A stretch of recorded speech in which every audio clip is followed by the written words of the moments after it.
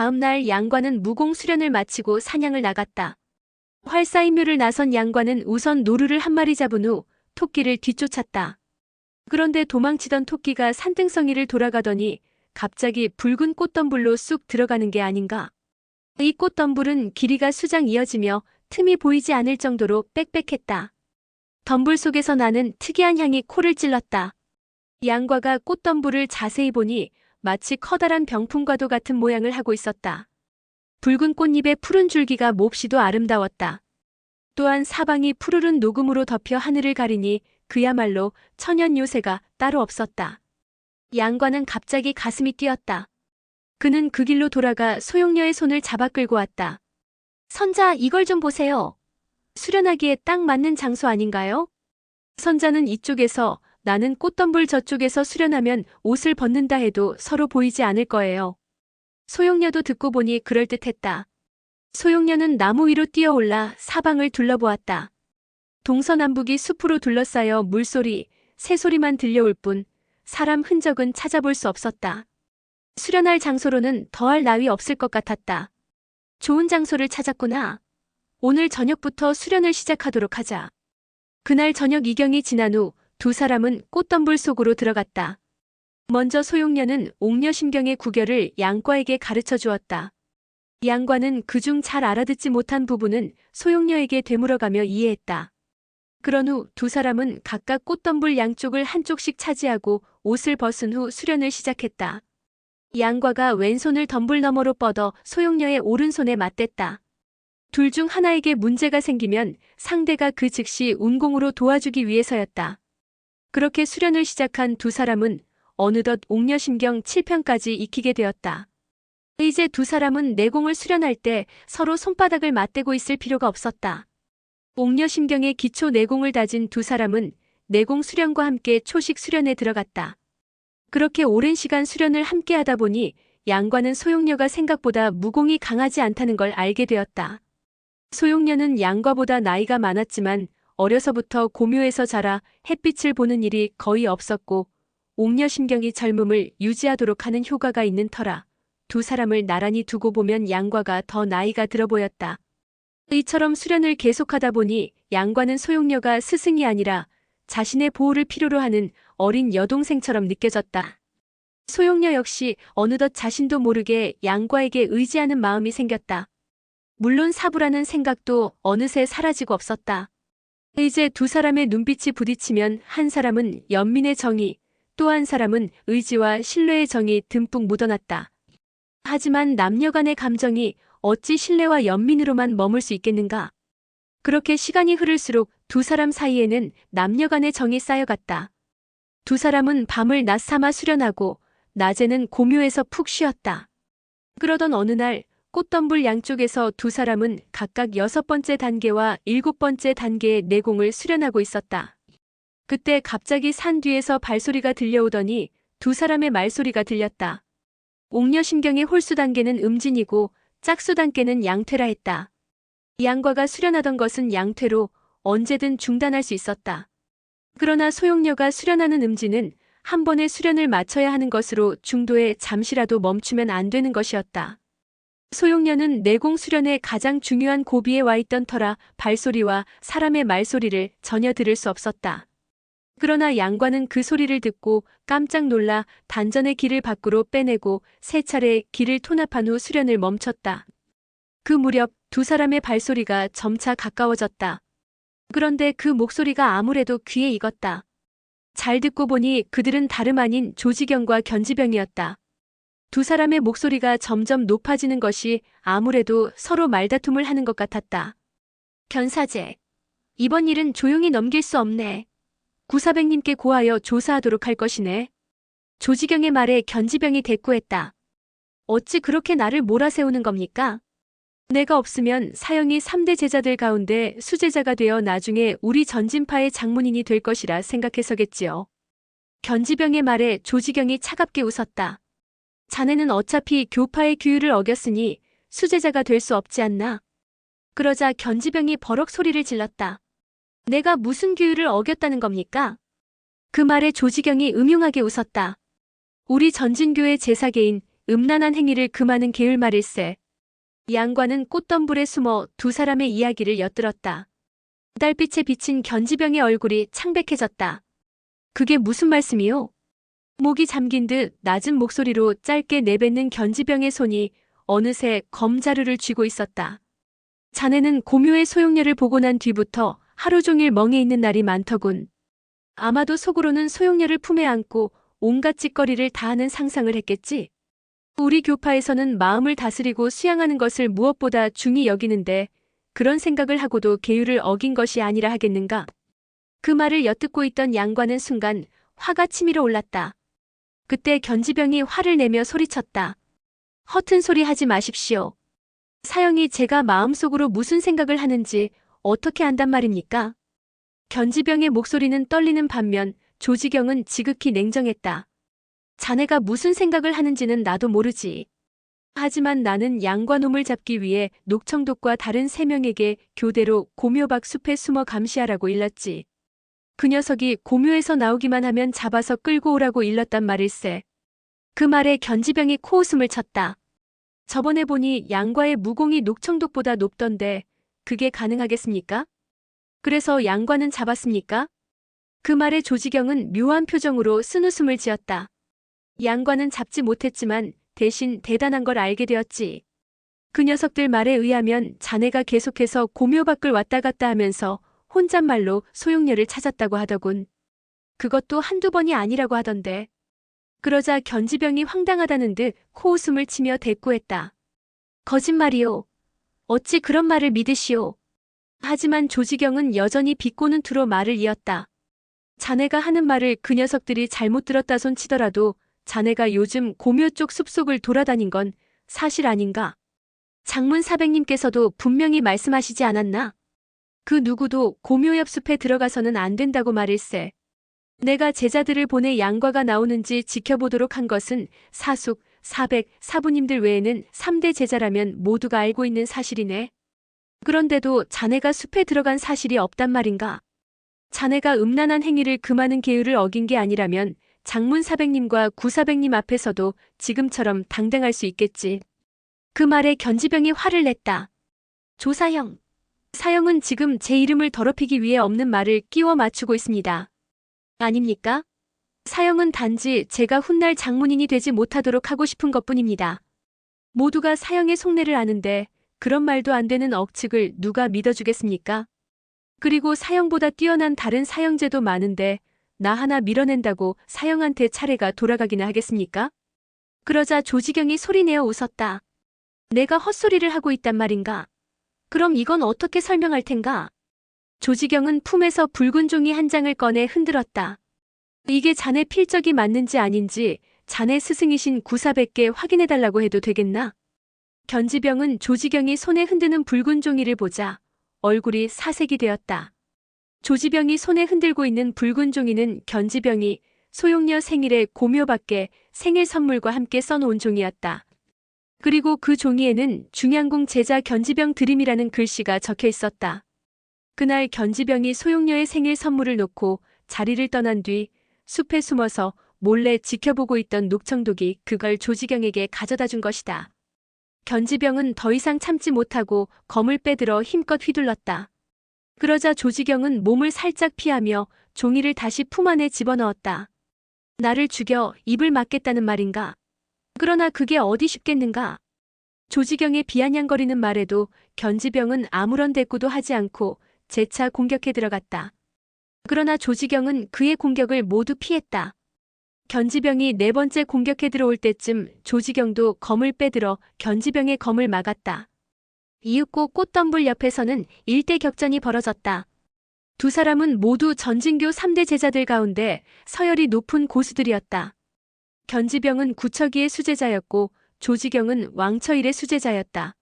원래 구척이 제자 중에서는 윤지평의 무공이 최고였으나 근 몇 년 들어 윤지평은 무공보다 내공과 기를 다스리는데 열중하며 무공과는 조금 거리를 두었다.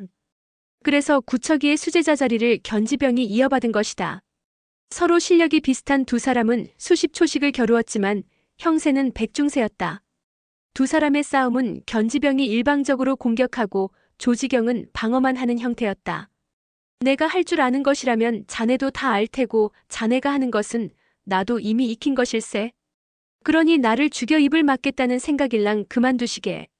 조지경의 말에도 견지병은 아무런 대꾸도 하지 않고 한층 더 힘을 내 몰아붙였다. 그러는 사이 두 사람은 어느새 소용녀가 있는 곳까지 다가가게 되었다. 그걸 보고 깜짝 놀란 양과가 막 몸을 일으키려는 순간 조지경이 갑자기 반격에 나서 견지병을 몰아붙였다. 조지경이 공세로 돌아서 새 초식을 발하자 견지병은 연달아 세 걸음을 물러섰다. 두 사람이 소용녀에게서 멀어지는 걸 보고 양과는 한숨 돌릴 수 있었다. 그 순간 갑자기 견지병이 왼손으로 장풍을 날렸다. 그러자 조지경도 여유있게 웃으며 왼손으로 장풍을 날려 맞섰다. 두 사람은 검과 장을 동시에 쓰며 더욱 격렬하게 싸웠다.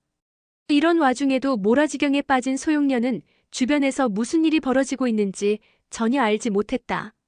조마조마한 마음으로 싸움을 지켜보던 양과는 두 사람이 소용녀 쪽으로 다가가면 마음을 졸였다가 다시 멀어지면 겨우 한숨 돌리기를 몇 번이나 반복했다. 그렇게 싸움이 한창 무르익을 무렵 견지병이 일갈하며 살수를 잇따라 전개했다. 견지병은 상대의 공격을 막을 생각조차 하지 않고 맹렬히 공격해 들어갔다. 그는 상황이 난처해지자 차라리 상대의 칼에 죽을지언정 자기 치부가 드러나는 건 막아야겠다는 각오였다. 그에 반해 조지경은 전부터 견지병과 사이가 안 좋기는 했으나 그렇다고 그를 죽일 생각은 없었다. 상황이 이렇다 보니 조지경은 순식간에 수세에 몰려버렸다. 승기를 잡은 견지병은 검을 상대에게 날리며 기합소리와 함께 쌍장을 동시에 발했다. 그러나 조지경은 날아오는 검을 쳐내는 동시에 땅을 굴러 몸을 뒤쪽으로 날렸다. 그런데 조지경이 낙하하는 자리에 마침 소용녀가 앉아 있었다. 그걸 보고 깜짝 놀란 양과는 더 생각할 것도 없이 몸을 날렸다. 양과는 낙하하는 조지경과 앉아있는 소용녀 사이로 몸을 날려 오른손으로 조지경의 등을 힘껏 가격했다.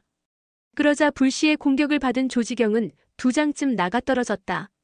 그러나 양과는 아직 내공이 부족할 뿐더러 허공에 떠있는 상태에서 팔만으로 공격했기에 조지경에게 큰 타격을 주지는 못했다. 조지경을 날려버린 양과가 허공에서 몸을 틀며 두 다리를 뻗어 착지했다. 그런데 하필이면 곁에 있던 꽃가지를 밟고 말았다. 그 바람에 꽃가지가 튀어올라 소용녀의 얼굴에 맞았다. 비록 작은 충격이었지만 몰아지경에 있던 소용녀에게는 엄청난 충격이 아닐 수 없었다. 소용녀는 입에서 피를 토하며 그대로 정신을 잃고 말았다. 견지병은 갑자기 나타난 양과를 보고도 놀랐지만 꿈에도 그리던 여인이 덤불 속에 숨어 있었다는 것에 더욱 놀라 눈이 휘둥그레져서는 이게 꿈인지 생시인지 모르겠다는 표정을 지었다. 조지경은 그 틈에 몸을 추스르고 일어났다. 그는 달빛 아래 소용녀의 모습을 확인하고는 놀라운 듯 소리쳤다. 이런 곳에서 사내질을 하고 있었군. 그 말을 듣자 양과가 불같이 화를 내며 버럭 고함을 질렀다. 너희 두 도사놈들, 거기 꼼짝 말고 있어라. 잠시 후에 본때를 보여주겠다. 그러면서 벗어났던 소용녀의 옷으로 얼른 그녀의 몸을 가려주었다. 그러곤 손을 뻗어 그녀의 이마를 만져보니 얼음장같이 차가웠다.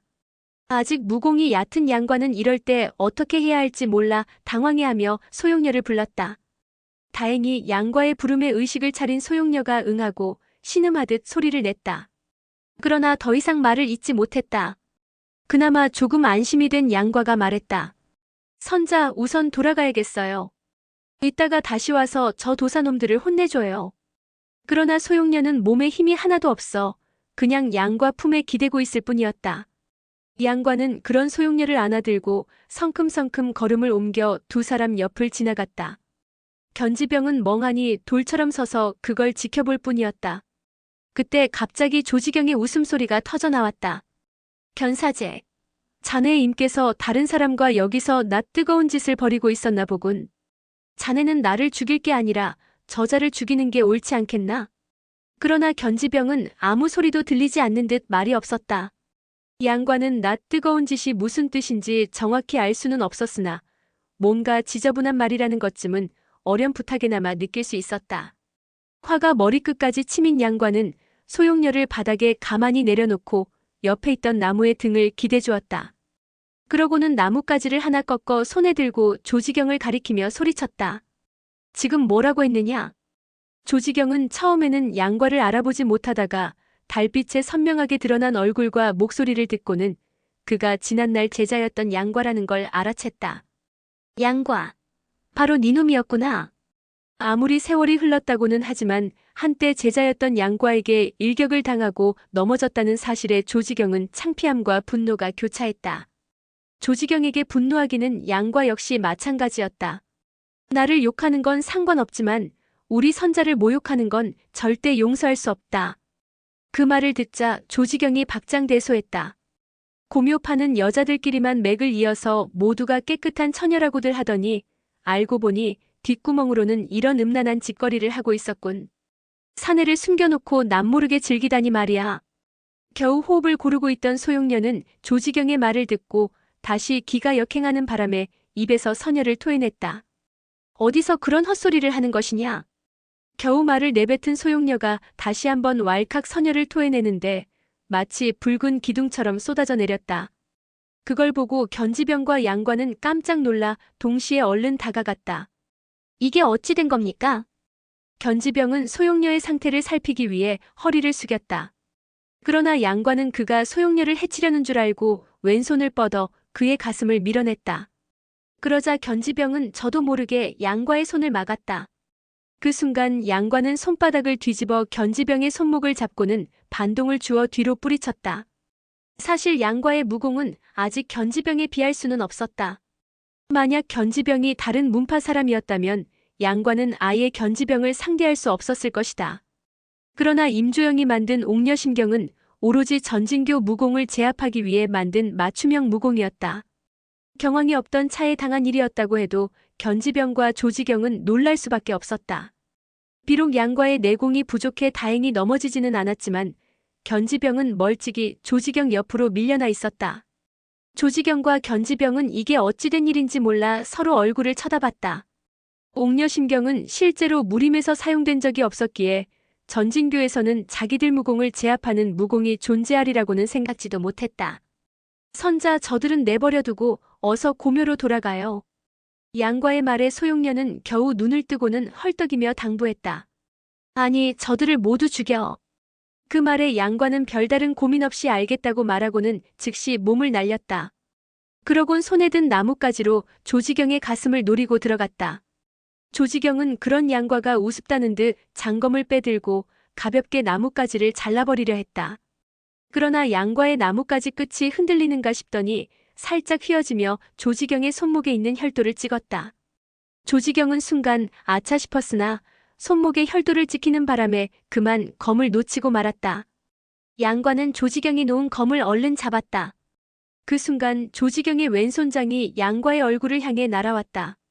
그러나 이미 조지경이 어떻게 반격할지 예상한 양과는 비스듬히 몸을 틀며 뒤로 누우면서 왼발로 조지경의 사타구니를 힘껏 찼다.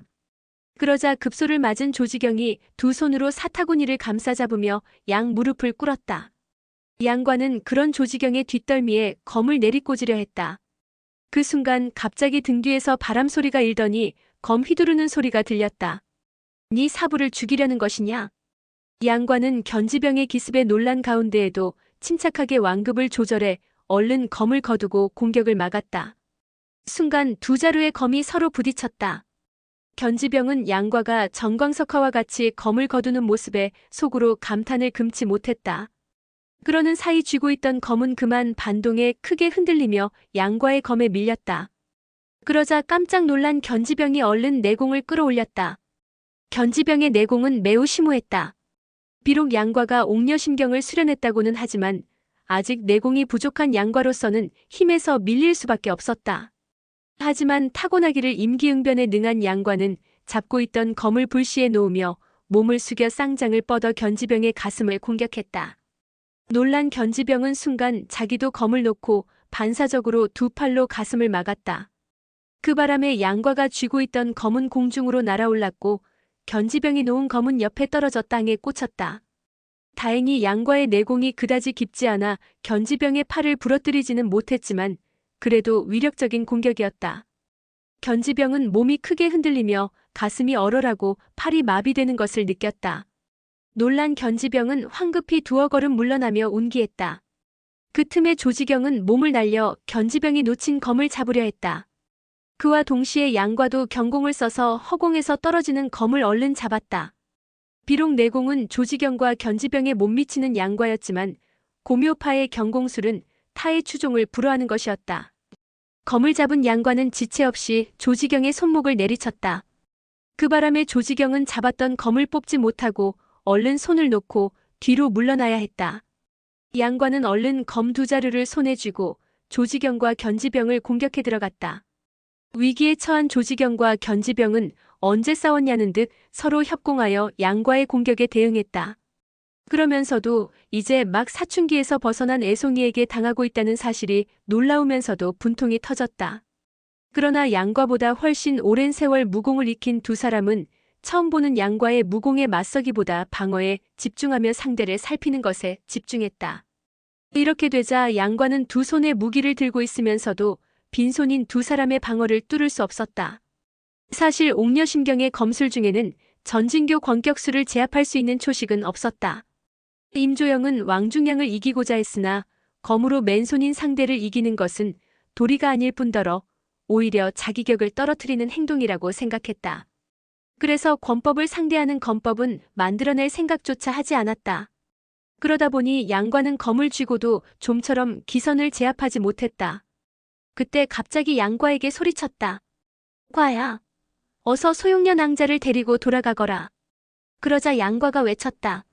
선자는 너희가 쓸데없는 소리를 짓거릴까봐 나더러 너희를 죽이라고 하셨다. 그 순간 견지병은 강력한 장풍을 날려 양과를 밀어내더니 자기도 몇 발짝 뒤로 물러났다. 그러자 조지경이 뭐하는 짓이냐고 소리쳤다. 견지병의 느닷없는 행동에 양과도 영문을 몰라 마음을 놓지 못했다. 과야, 오늘 있었던 일을 내가 조금이라도 입 밖에 낸다면 그 자리에서 스스로 목을 벨 것이다. 혹여 실수로라도 실언을 한다면 나 견지병은 세상 누구보다도 비참하게 죽어 지옥에 떨어질 것이고 다음 세상에는 개돼지로 태어나 영원히 짐승으로 살아가게 될 것이다.